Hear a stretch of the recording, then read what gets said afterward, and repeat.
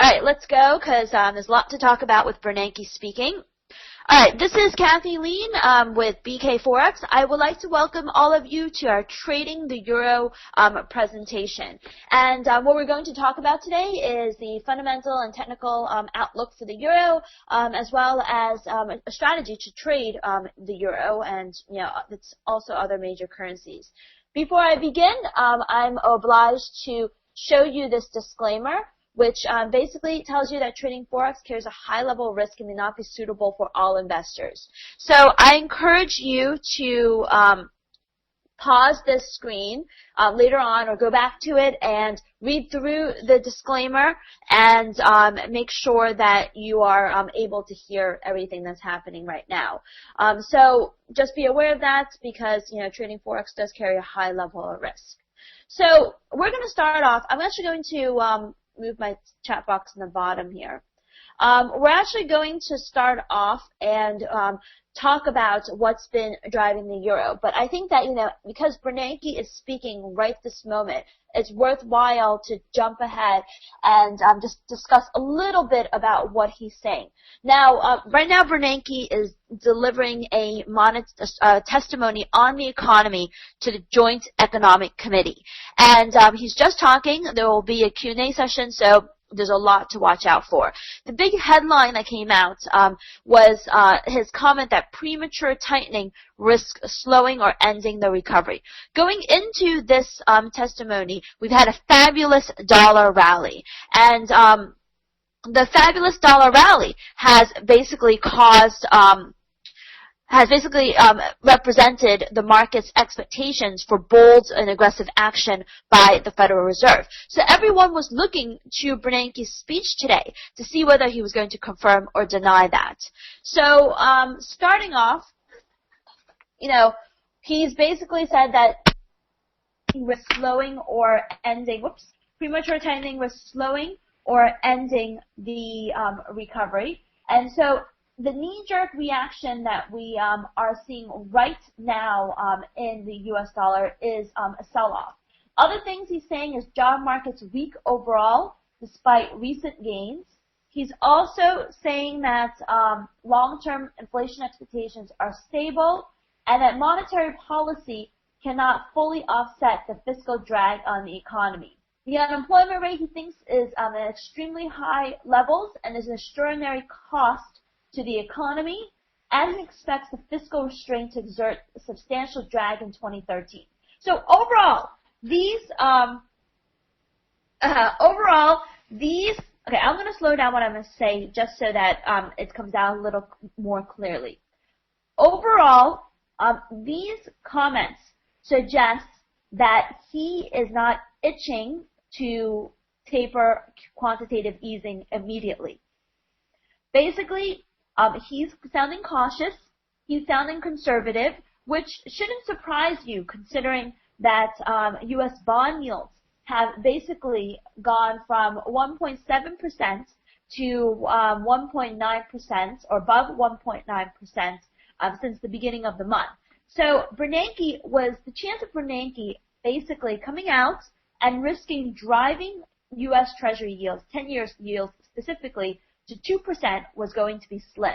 So at the very beginning of this week, on Monday, I talked about how Bernanke's testimony posed a major risk for the U.S. dollar and could cause a pullback in the greenback.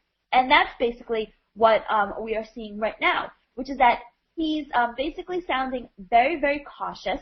He's spending a lot more time talking about the constraints in the economy than the improvements that we've seen so far. In fact, he hasn't talked about the improvements at all.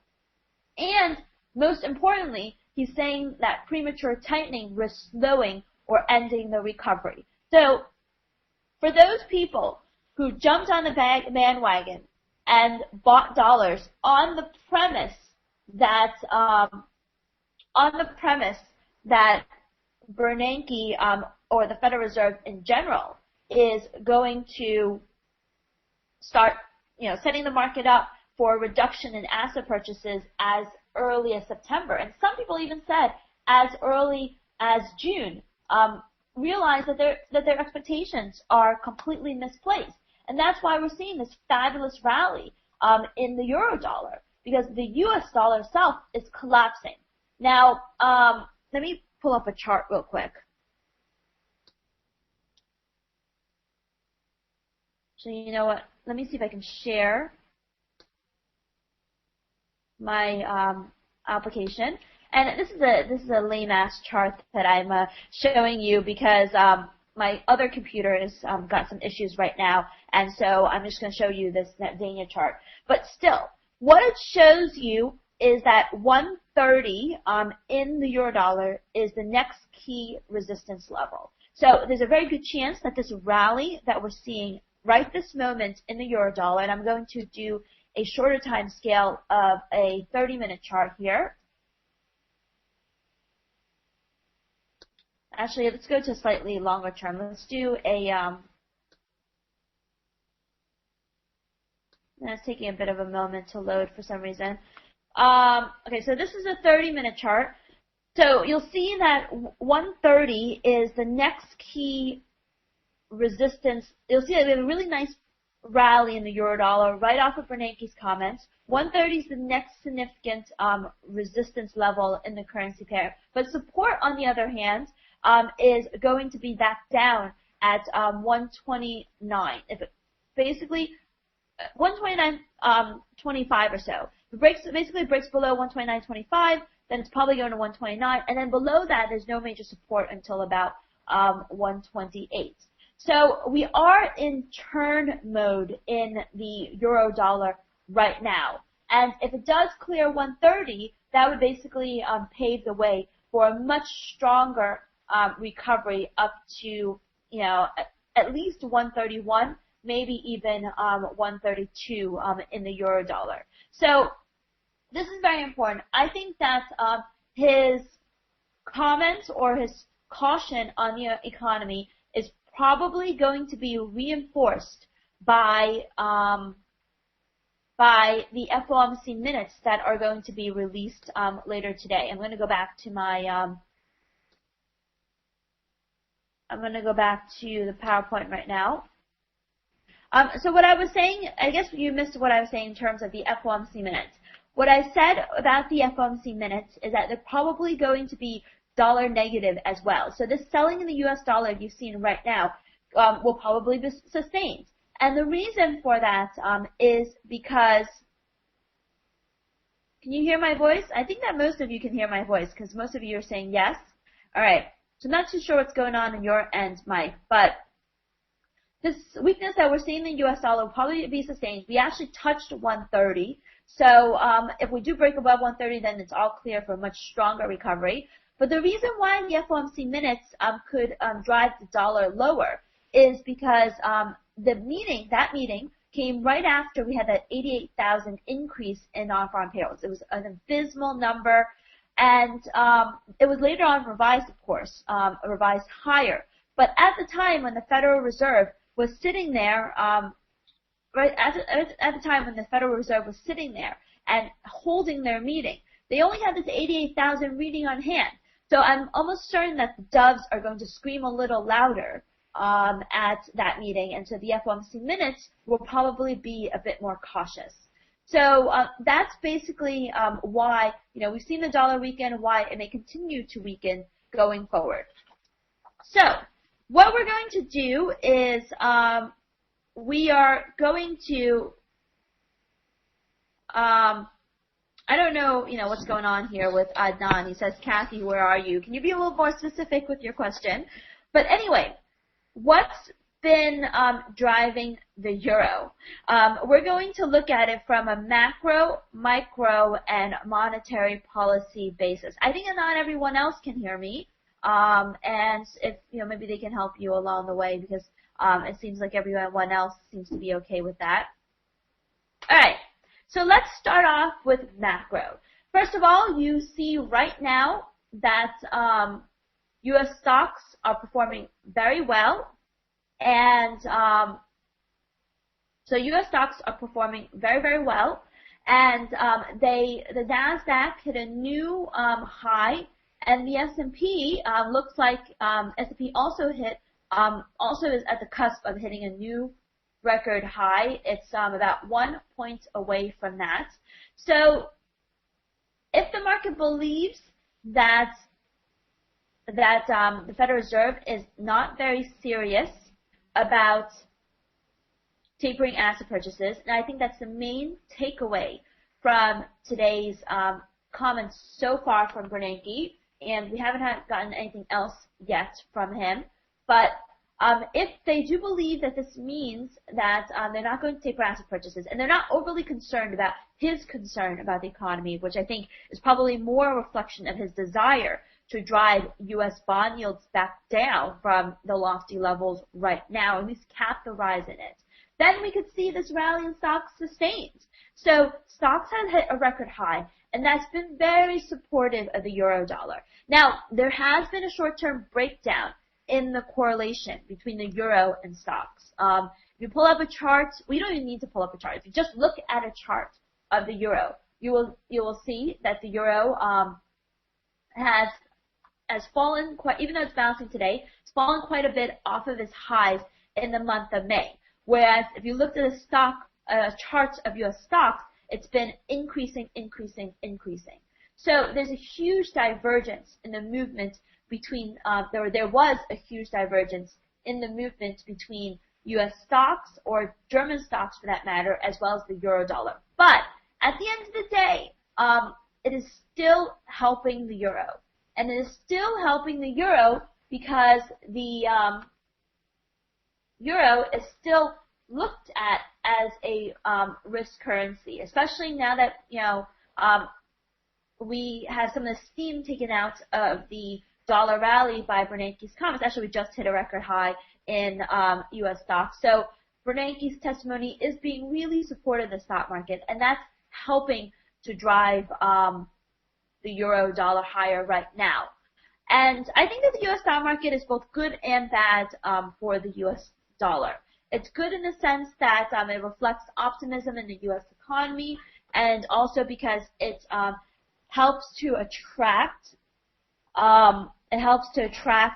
foreign purchases of U.S. dollars, because the combination of rising U.S. yields and a rising stock market is basically helping support demand for U.S. dollars. U.S. yields have also soared. As you have seen, if you've been watching U.S. yields, we've gone from about 1.7% to about 1.9, above 1.9%. So that's also supporting the U.S. dollar.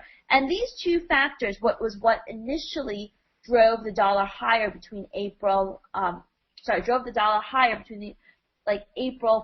or so and the beginning and sort of last week. So that drove the dollar sharply higher, along with the expectations that the Federal Reserve is going to get serious about tapering asset purchases. Today, the outlook is slightly different, simply because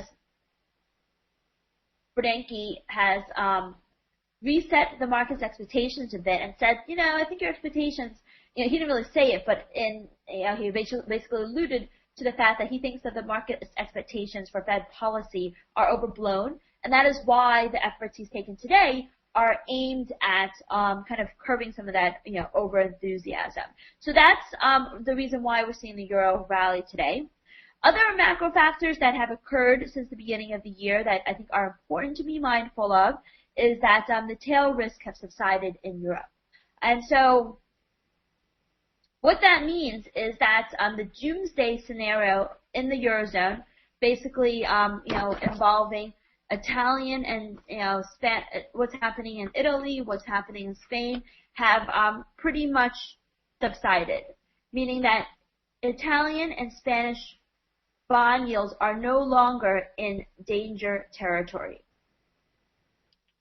It wasn't too long ago when Italian 10-year bond yields were looking like they were going to break above 5%. Now they're below 4%. And I think that's a huge accomplishment for the euro as well.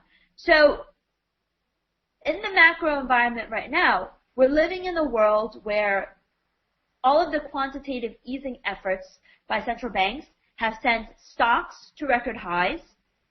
The Federal Reserve's relative monetary policy bias compared to other central banks, where their next move will still be to taper asset purchases, while the ECB, for example, their next move, or even the Bank of England, for example, could be to increase monetary stimulus, is causing U.S. yields to soar because it's basically creating some type of demand for yield in the U.S. And we're living in an environment where tail risk in the Eurozone subside. So the talk of a Euro breakup is no longer at the forefront of the headlines. If anything, I think that people moved on. And so that is also a factor that's affecting how the Euro trades. But some things to keep in mind. The solid start to the year is beginning to lose momentum. Today, we started off talking about what Bernanke is saying. Today, what Bernanke is telling us is that the fiscal drag, or more specifically, the fiscal restraint is expected to exert a substantial drag in the U.S. economy this year. So we had a lot of upside surprises in U.S. data in the month of March, but in the month of April, we're starting to see some weakness.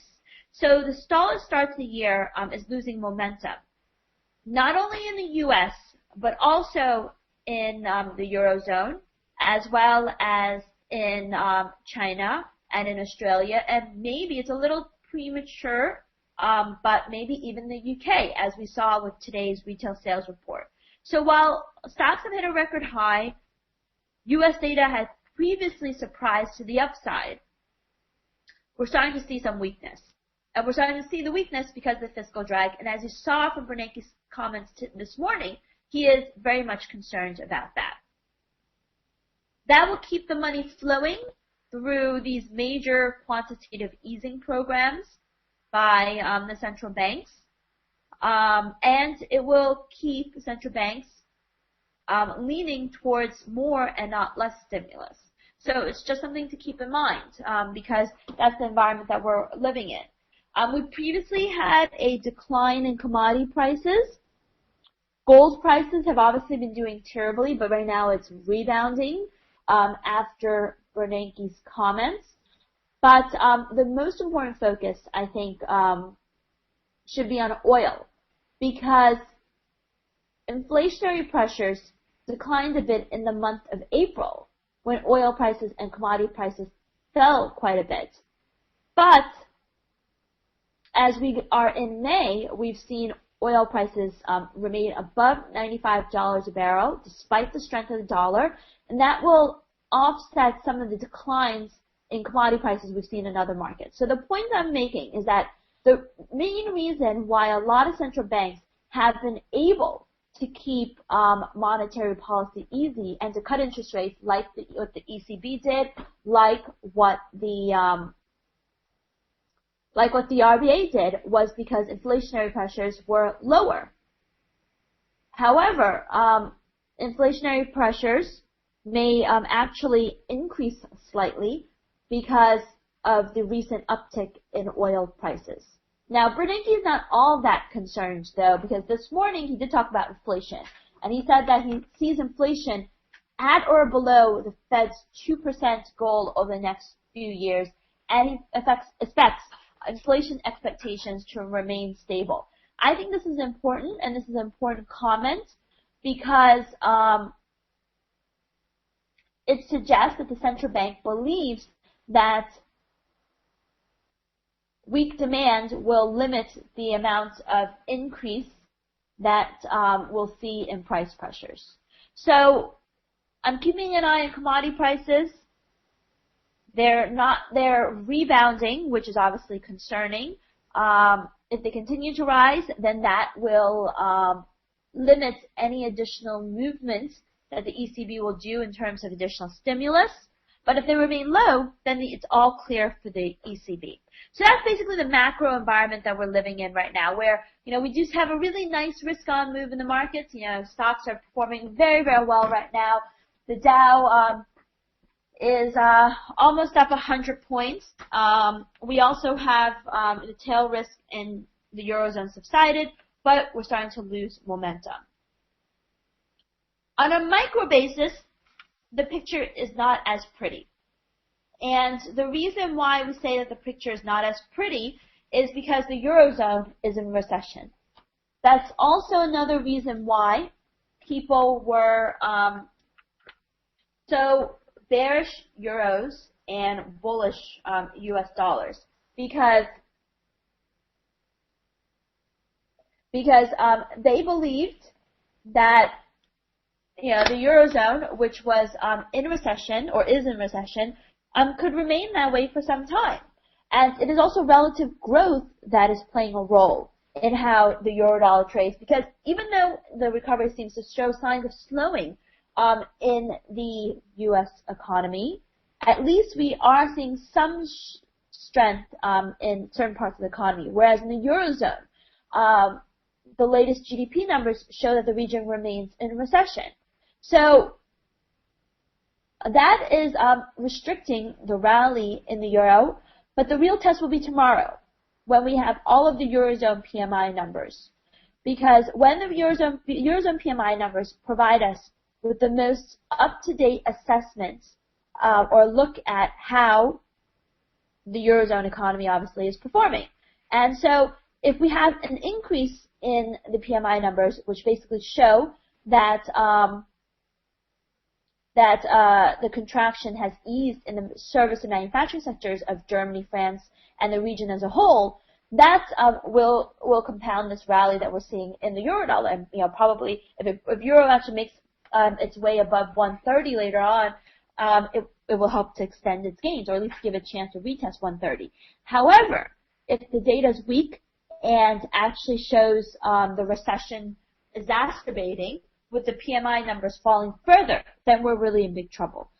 Then the Eurozone recession will become a much more serious factor. And even if Bernanke has alluded today that there's no rush to taper asset purchases, that could renew the U.S. dollar rally, because it would be a story of relative growth. So tomorrow's Eurozone PMI numbers are very important. We also have a speech from ECB President Draghi. So I think that for the most part, especially depending upon how the PMI numbers fare, that basically his speech is going to err on the side of caution and indicate that negative deposit rates is still an option, or purchases of asset-backed securities are still an option, and that could also constrain the rally in the euro. We've recently had record trade numbers in the Eurozone. We've had some good data, like record trade numbers in the Eurozone, but unfortunately the data shows that it is a result of weaker imports, and that is a reflection of weaker global demand.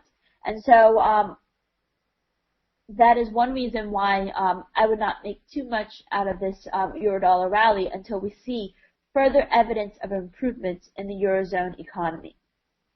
There's still a very big difference between what's happening in Germany, France versus Italy and Spain. Italy and Spain are obviously in a deeper recession, and above them is France and above them is Germany. And in the past, Germany was leading the pack, meaning that Germany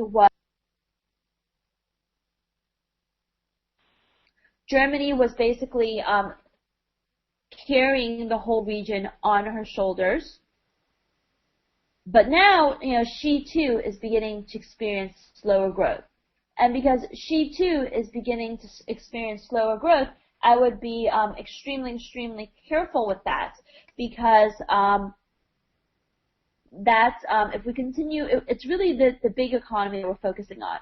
If we continue to see weakness in the big economy, then we could be in for some serious trouble in the euro. Now, we actually just have another comment coming in from Bernanke, and he basically said that winding down QE will be the first part of the exit, and at some point we will end the asset purchase program. So, the dollar is recovering some of its initial losses right now on those words, but I wouldn't make too much of it right now because he's trying to be really ambiguous.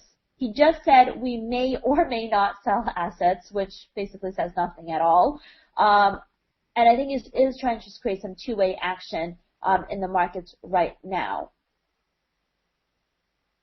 And he says that the exit strategy is being discussed further. So I'll let you know if there's more incoming comments that are important to watch. What I do want to say, though, is that the path to a stronger currency will be through a weaker one. And so as time progresses and the euro remains below 130, maybe even drops lower, the weaker euro should help the country and should help the region's economy, along with the lessening of the fiscal drag and the ECB rates cut. And so all of these factors will eventually come back and lend support to the Eurozone economy. So while the Eurozone is in recession right now, and we are seeing PMIs decline across the board right now, there's help along the way. And, economic data is obviously backwards looking. So we haven't seen the effects of the weaker currency and the ECB rate cut, but it should come. And the austerity measures from various economies are beginning to moderate. They're not in as much of a belt-tightening mode as they may have been in 2012, beginning of 2013. The fiscal drag will start to lift itself at a time when the fiscal drag in the U.S. could become more serious. So it's something just to pay attention to. Bernanke is also saying that we can normalize policy by letting securities roll off, which I think is a way to exit the strategy without having as much of a significant headline impact as selling assets, for example. So right now,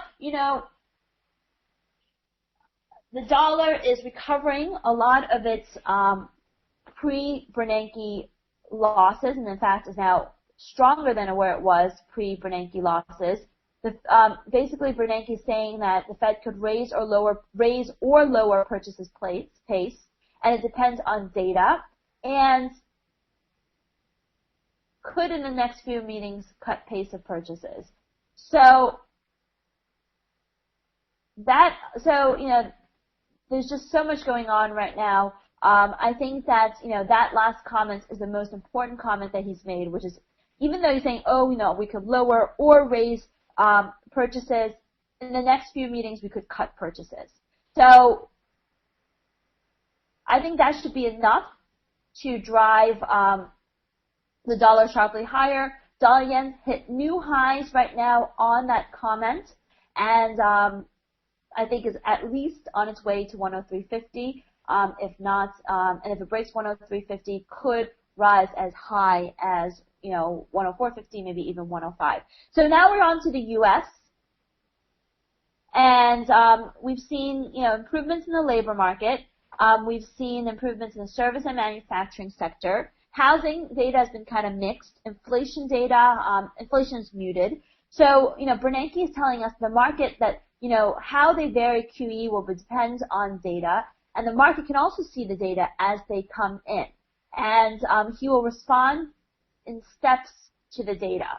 So I think that these are all very, very important comments because he is still telling us that in terms of monetary policy, the Federal Reserve is basically right now still leaning towards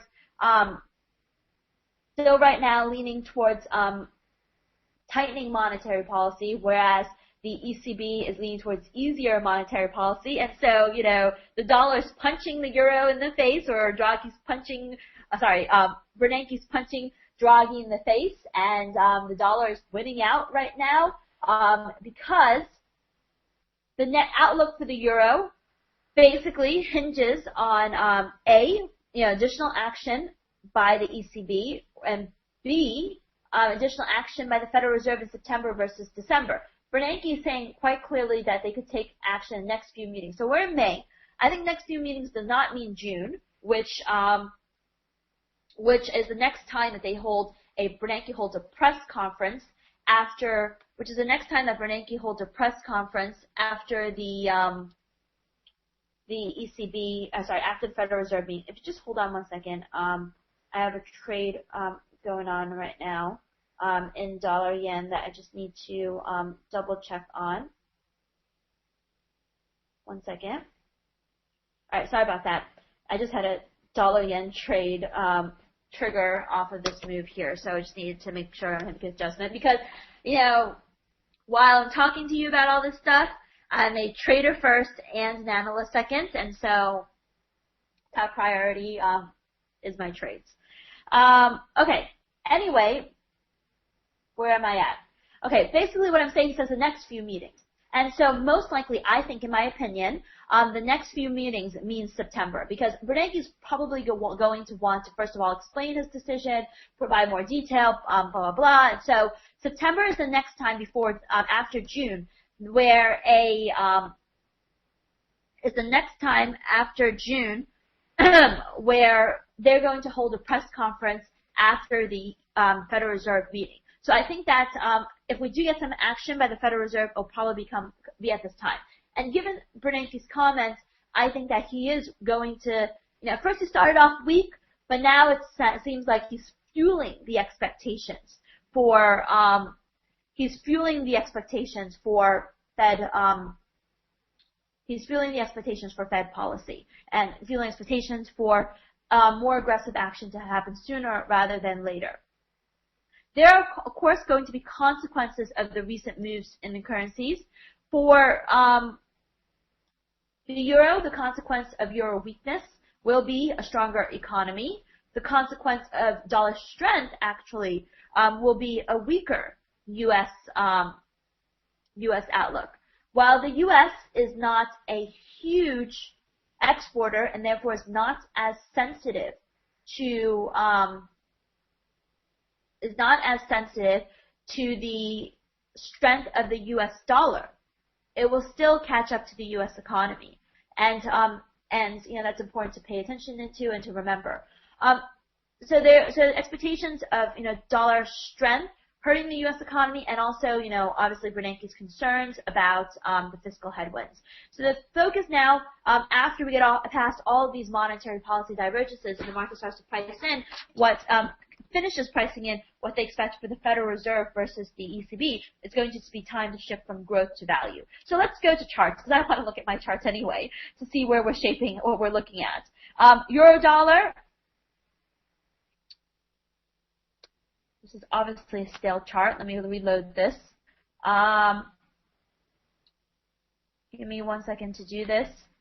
And I actually don't use this chart. I use eSignal, but my other computer has a virus on it because this is my Mac. My other computer is a PC. And, like all PCs do, they get viruses. And as a result, my internet connection there is extremely slow, and so I can't pull up any charts. But it seems like this one's bugging out anyway. But here we go. It looks like it's loading. While it loads, what I'm going to say, because I'm looking at my other charting package right now, is the euro has obviously, rose strongly, hit 130 initially after Bernanke spoke. Now it's retraced quite a bit. If you're looking at your charts, you'll notice that it is trading at 129.15. The one thing I want to say is, first and foremost, the first level of support that we have in this euro dollar move here is obviously going to be at 129, which is a former support turned resistance level. So 129, this is hourly chart of the euro, and you'll see down here that 129 is where we have support in the euro dollar. If it breaks below 129, there's some support at 129.50, but below that, the real support is down at 128.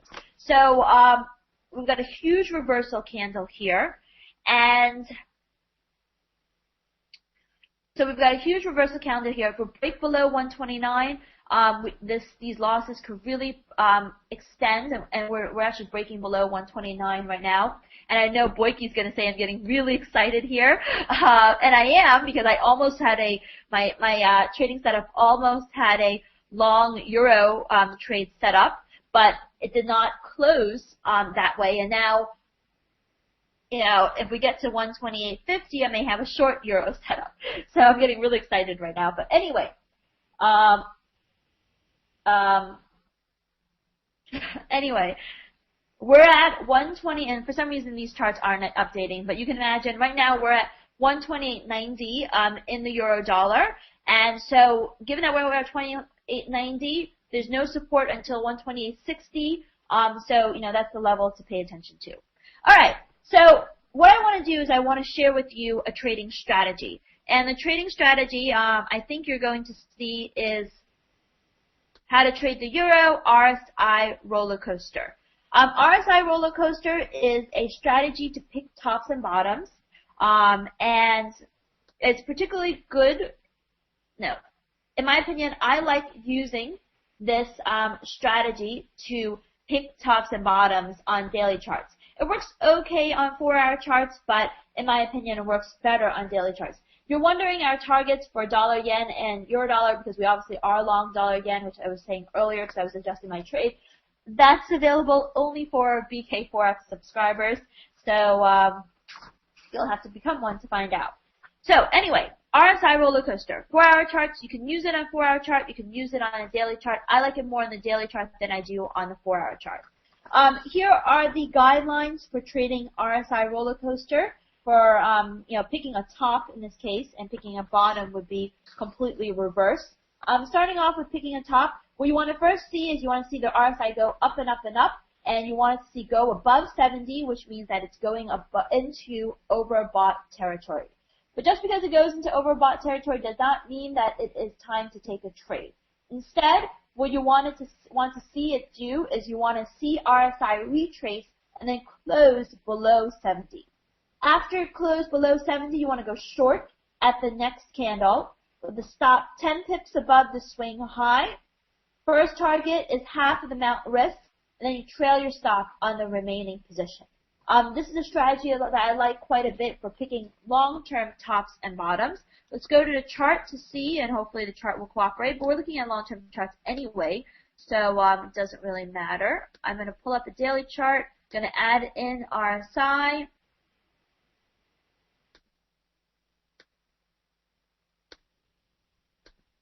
Alright, we got RSI here. So, this is an example. So, the opposite of this would obviously be if RSI closes below 30, then we want to buy when it goes back above 30. So let's take a look at our RSI readings. This is a daily chart. Get something that shows me more information. There we go. So let's see over here. RSI basically okay, so we have this top here in the euro. So obviously you can see that this is a strategy that doesn't happen very often, right? So we have a top here in the euro on January 31st, where the euro is trading at 136.37. Next, and basically RSI is above 70. Next day, it goes below 70, closes below there. RSI is at 62.55. So we go short at 135.12. Let's just say 135.15 for illustration's sake. And our stop is at 10 pips above the swing high. So that means that our stop is basically 137.20 because the high is 10. Minus 135.15, that means that our risk is about 205 pips. And stops are obviously subject to slippage by your broker. And so anyway, 200 pips is your first target. So we go short at 135.12, 135.15 we said for illustration's sake, because it's easier to do math around 15 than it is 12. That means our target is going to be at 133.10, and so that you see that the currency pair consolidates for about a couple of days, and then and this is a long-term strategy, and then let's see, it falls and falls, and basically on February 19th it hits our first target of 133.10. then you can trail your stop remainder position using like a 20 period moving average again. So let's look at another example here. Here we go. Euro dollar, in December here, the RSI goes above 70, and the high there is 132.95. Let's just do 133 for illustration's sake. So our stop will be at 133.10. We go short the next day at 131.80, because that's basically where we,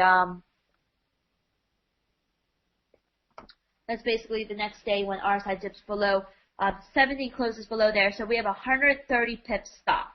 So if we have a 130 pip stop, and we're going short at 131.80, that means our first target is 130.50.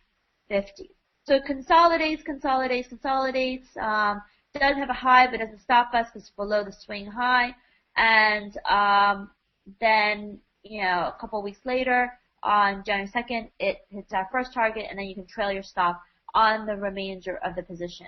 Wish I could show you some long trades, but I don't think we have any setups on the long side in the euro. This is a strategy that you could also use in other currency pairs. So we do have a setup in the pound. So I'm going to go over the pound and show that to you. And so this is the pound. So let's see. Let me get my information going on here. All right, let's see. All right, this is when we did March 11th. RSI was below 30. So this is a long rule. So RSI is below 30. We wait for the RSI to go back above 30. So it does that on March 13th. So basically we would go long at 150.80. And our stop is 10 pips below the swing low. So the swing low here is on March 11th, 140, let's just say 149. So 148.90 is our stop. So we said that we went long at 150.80. 148.90 is our stop. So we're risking 190 pips. So that means that our target is going to be 152.70. You'll see the next few days, pound dollar holds on to its gains, and then just basically hold on to its gains. It goes to 152.60, doesn't get all the way to 152.70. Fine, we'll keep holding on to it, and then a couple of weeks later, it breaks above 152.70. We hit our first target, and then you trail your stop on the remainder of the position. So that's an example of it on the long side. All right, going back to the charts because I've got a square up here. The other strategy that I want to share with you today is the double Bollinger Band strategy. There's many. I've showed this to some of you in the past. It is one of my favorite trading strategies, and it is one of my favorite trading strategies. And there are many different ways to trade the Bollinger Bands. One of the setups is double Bollinger Bands, which is basically 20 period, 2 standard deviation, 20 period, 1 standard deviation. And one of the ways to do so is, or two of the ways to do so is pierce and. Can you hear me now? Okay. So basically, the other strategy I want to show you is the double Bollinger Bands. 20 period, 2 standard deviation, 20 period, 1 standard deviation are the settings for the double Bollinger Band. I've shown it to some of you in the past, but before I go into this, I want to remind you that trading Forex carries a high level of risk and is not suitable for all investors. And past performance is not indicative of future results. So double Bollinger Bands, two opportunities in the double Bollinger Bands are pierce trade and continuation trade. If you look at the Euro pound today, it was a very nice pierce where yesterday's candle closed above the first standard deviation Bollinger Band, and today we had the continuation. So it pierced into the first standard deviation Bollinger Band, and we had continuation. There's a lot that you can learn in the double Bollinger Bands. It is my favorite trading setup. So I encourage you to download the video I have on this It's completely free. Just put in your information. We'll send you the video at bkforex.com/trading-strategy. So please, there is a lot of setups that are happening as a result of the Bollinger Bands that we look at, and it's a 30-minute conversation that I can have with you. So please watch the video and learn more about it yourself. So with that, my 45 minutes are up. I want to take some quick questions before I get back to the markets because I am getting very excited.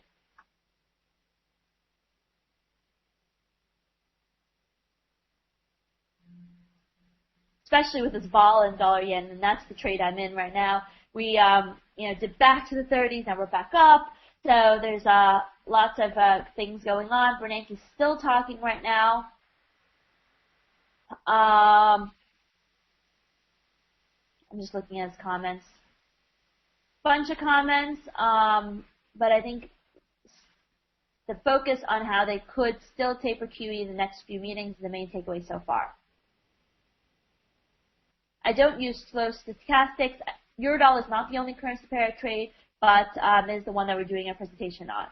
Dollar CAD, dollar CAD is obviously up quite a bit today, and that was also a Pierce and continuation trade. We had both a Pierce opportunity and a continuation opportunity, so please watch the video because there's a lot of good information there. Do you use RSI for long trades or short mainly? We use the RSI for both the long trade and the short trade. We still use the Bollinger Band on 2 and 3 standard deviations on the 15-minute charts, and the extreme phase setup occurred in Eurodollar today. So please, please give that a look. All right.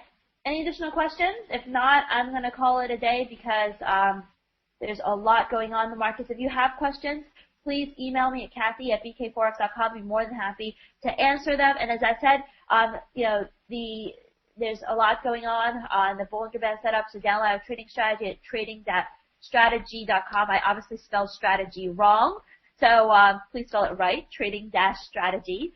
And yeah, I'll talk to you soon. Thank you so much.